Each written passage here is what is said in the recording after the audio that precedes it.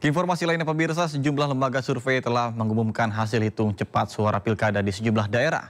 Hasil rekapitulasi penghitungan suara sah oleh KPU RI akan diumumkan secara resmi paling lambat 16 Desember 2024 mendatang, sesuai dengan amanat undang-undang. Secara terbuka nanti akan ada rekapitulasi akan diumumkan di 29 November hingga 12 Desember ya, untuk di tingkat kabupaten kota. Dan selanjutnya pada tingkat provinsi dijadwalkan 30 November hingga 9 Desember dan hasilnya akan diumumkan ke publik 15 Desember. PDI Perjuangan menyampaikan dugaan anomali hasil hitung cepat atau quick count Pilkada serentak 2024 di sejumlah daerah. PDIP menyebut ada intimidasi kekuasaan untuk memenangkan paslon tertentu.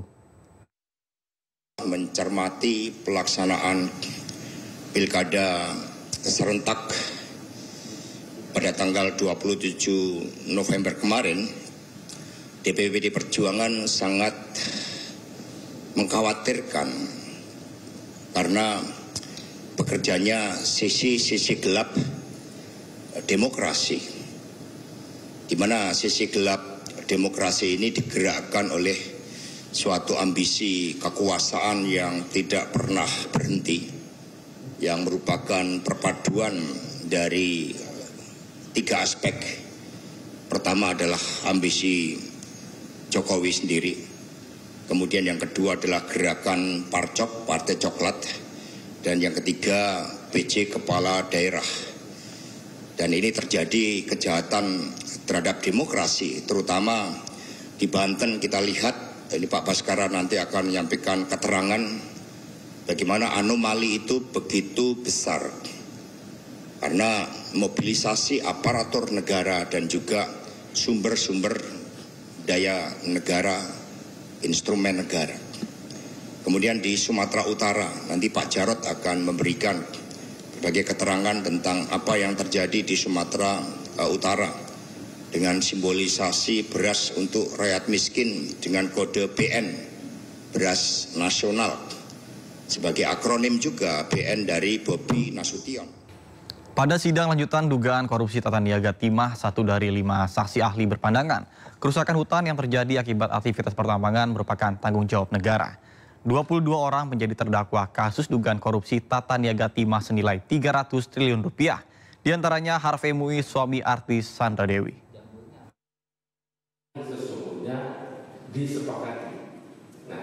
Pengadilan Tindak Pidana Korupsi Jakarta Pusat kembali menggelar sidang dugaan korupsi tata niaga timah dengan terdakwa pemilik CV Venus Inti Perkasa Tamron Tamsil.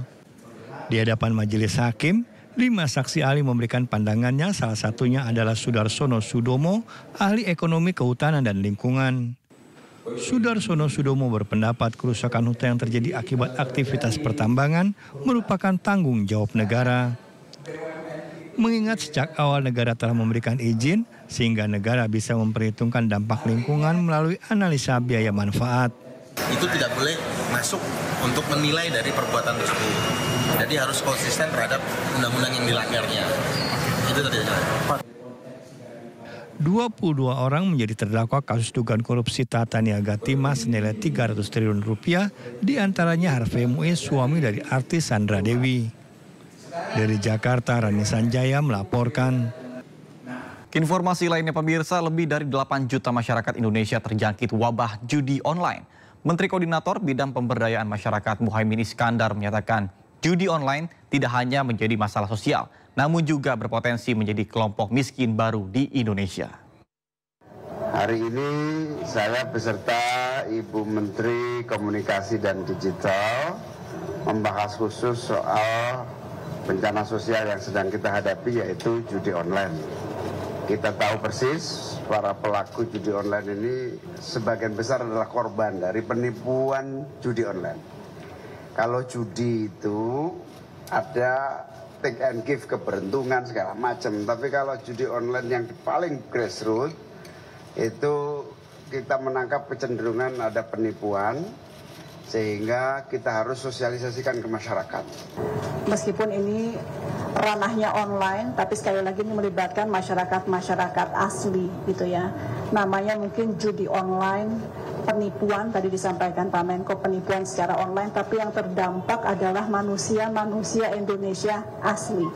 Nah, karena itu kita juga bersama tadi sepakat, terima kasih Pak Menko atas komitmennya, bahwa kita akan menggunakan aset-aset dari Pak Menko yang berupa sumber daya manusia yang luar biasa banyak di berbagai daerah di seluruh desa, untuk juga membantu menggiatkan edukasi ataupun literasi terhadap pemahaman bahwa judi online ini adalah sesungguhnya penipuan secara online.